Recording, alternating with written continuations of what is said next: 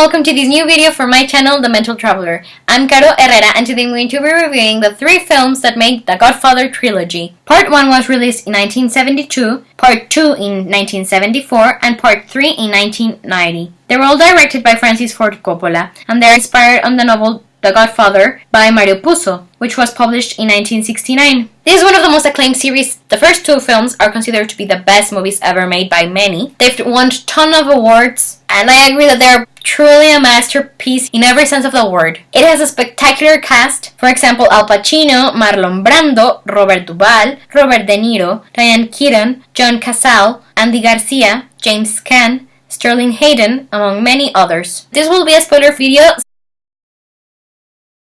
The Godfather is a story that appeals to me in many different ways. It's a period drama that can also be called a family saga that spans decades, and those are just my favorite sort of plots. In The Godfather, we follow the events of the family Corleone during the 20th century, starting with Vito Corleone, a young boy who emigrates from Sicily to the US at the start of the century and achieves the American dream as he becomes head of one of the most powerful crime families in this country. But the protagonist of The Godfather is his youngest son, Michael, who at the start of the story is this young war hero who doesn't want anything to do with the family business, but who ends up succeeding his father as the Godfather because of several things. I give The Godfather movies a 5 out of 5 stars review and really recommend them to anyone who likes to watch good movies, classics, and if you like dramas, family sagas, crime films, these are just movies for you. As far as adaptations go, having read the Godfather books, I think these are some of the best examples of translating a story really well, really faithfully from book to screen. Mario Puzo worked really close in the production of the movies, maybe that helped. Even though there are some changes, they make sense, they don't harm the characters or the plot. My favorite character in this series is the protagonist, Michael Corleone, or Corleone, whom I consider to be more of an anti-hero than a villain. His character development throughout the series is just outstanding, and ever since I first watched the movies, there's been something about him that appeals to me. Also, The Godfather, I think it's perfect because of all the acting legends that it has, and it's amazing to see fantastic veteran actors like De Niro, Pacino, Duvall being really young in these movies, knowing what they will become. But yeah, going back to the character of Michael, I think that in the first movie, his character development is really clear, and in the second and third part, it's more subtle. And talking about his father, Don Vito, what a memorable character. He's just an icon. He's become an icon in culture because he's just oof. And the way Marlon Brando portrayed him, wow, no words.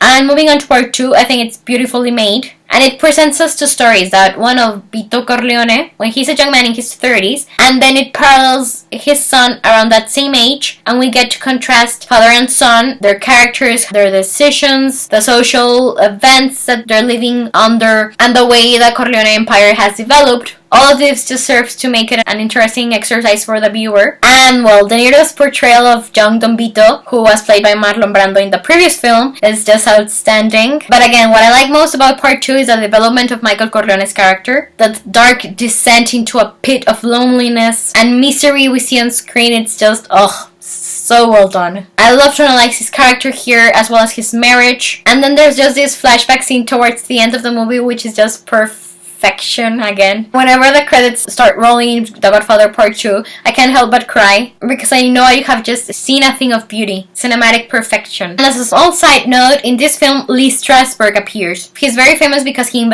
the method acting technique under which people like Al Pacino and Marilyn Monroe studied. And it's interesting to see Strasberg and Pacino in the movie together, playing this sort of mental and people, knowing that in real life they were exactly that. Moving on, part 3 has always been attacked because people say it doesn't live up to the high standards of its predecessors. And while I agree with this in a way, I really like part 3, and I don't think it's as bad as people make it out to be. I also think that Andy Garcia was deliciously cast in that part of Vincent Corleone. But what appeals to me the most is the way Michael's story concludes. The demons he's fighting against, both in his mind and in his heart and in his soul, and how his past is tormenting him and catching up with him. It's just a wonderful story to explore, this point of Michael's life.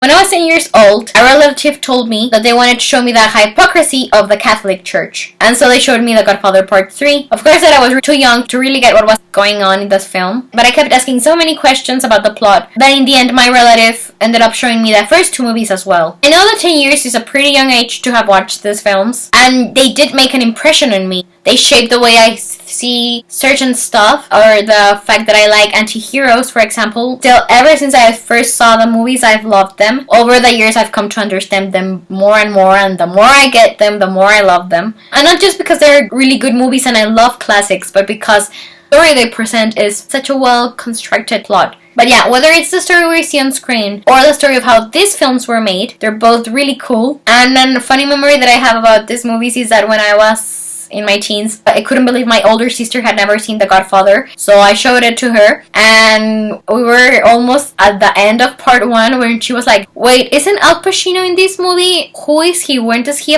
And I couldn't stop laughing and mocking her because she didn't recognize baby Al Pacino. But yes, anyways, talking about the fact that I was really young when I first saw the Godfather movies, I am really glad that I saw them at the age of 10, because in a way they also helped shape the movies that I like. It meant that when I was a child and a teenager, I wasn't being entertained by the same stuff people my age were. For example, Twilight. I felt and I feel that it has surpassed many of my friends when it comes to movie tastes, because while they were watching more commercial stuff, I was already hooked with dramas, with movies like Goodfellas, like Casino, like The Pianist, like Out of Africa. And that means that now that I'm older, I know really well the sort of movies that I like. I think that I have a very refined taste in movies when compared to some of my friends. So yeah, I think that what I'm trying to say is that I'd rather watch a drama film than this Hollywood blockbusters or a rom-com. Plus, it allowed me to recognize really famous actors from a young age. For the moment though, I believe this is all I have to say about the Godfather movies. Thank you very much for watching my review of them. Please let me know if you enjoyed it or not. I'd love to talk about the Godfather with you, so please share your own thoughts of it with me. In the description box below, you can find a link to the IMDB page for the 3 movies. And next week I'm going to post my review of the Godfather books, so you'll be able to find a link to it below by then. Anyways, I'm Caro Herrera, the Mental Traveler, and I hope you have a wonderful day wherever you are in the world. I'll be seeing you soon. Goodbye.